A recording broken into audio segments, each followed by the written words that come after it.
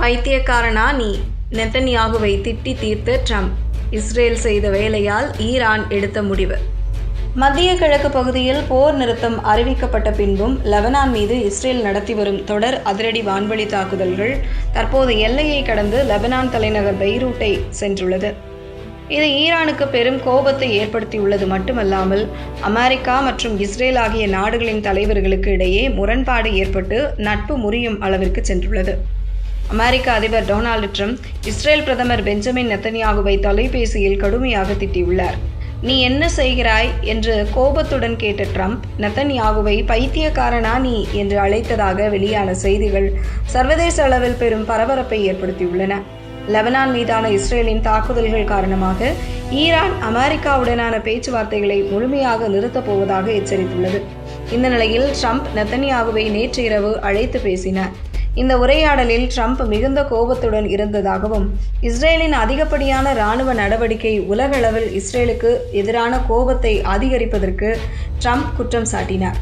நான் உன்னை காப்பாற்றுகிறேன், நீ பைத்தியக்காரத்தனமாக செயல்படுகிறாய் என்று ட்ரம்ப் கூறியதாக தகவல்கள் வெளியாகியுள்ளன. அமெரிக்கா தொடர்ந்து பதற்றத்தை தணிக்கும் முயற்சியில் ஈடுபட்டு வரும் நிலையில் அமெரிக்க அதிபர் டொனால்டு ட்ரம்ப் மற்றும் இஸ்ரேல் பிரதமர் பெஞ்சமின் நெதன்யாகு இடையே கடும் வாக்குவாதம் நிறைந்த தொலைபேசி உரையாடல் நடைபெற்றுள்ளது.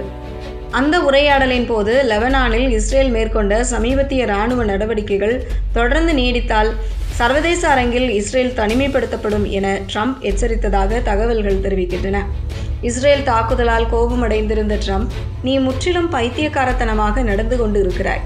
நான் இல்லை என்றால் நீ சிறையில்தான் இருந்திருப்பாய். நான் தான் உன்னை காப்பாற்றி கொண்டிருக்கிறேன்.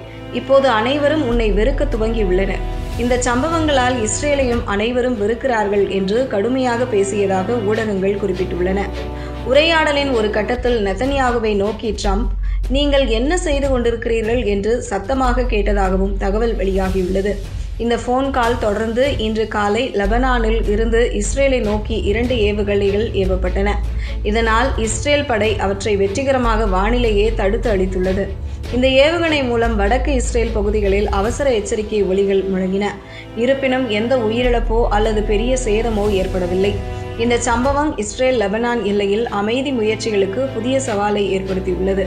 நெதன்யாகு தனது எக்ஸ் பக்கத்தில், ஹிஸ்புல்லா எங்கள் நகரங்களையும் மக்களையும் தாக்குவதை நிறுத்தாவிட்டால் பெய்ரூட்டில் உள்ள பயங்கரவாத இலக்குகளை தாக்குவோம். எங்களுடைய இந்த நிலைப்பாடு மாறாது என்று தெரிவித்தார். தெற்கு லெபனானில் தொடர்ந்து தாக்குதல் நடத்த இஸ்ரேல் திட்டமிட்டுள்ளதாகவும் அவர் கூறினார். ஈரான் நாடாளுமன்ற சபாநாயகர் கலீபாப் ஈரான் அமெரிக்காவுடனான பேச்சுவார்த்தைகளை நிறுத்தியுள்ளதாக அறிவித்தார்.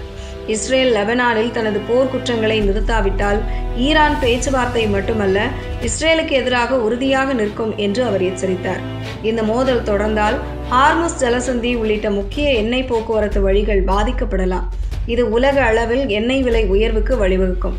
ட்ரம்ப் நெதன்யாகுவை கடுமையாக எச்சரித்துள்ள நிலையில் அடுத்த சில நாட்களில் இந்த பிரச்சனை எப்படி தீர்க்கப்படும் என்பது அடுத்த முக்கிய கேள்வியாக உள்ளது.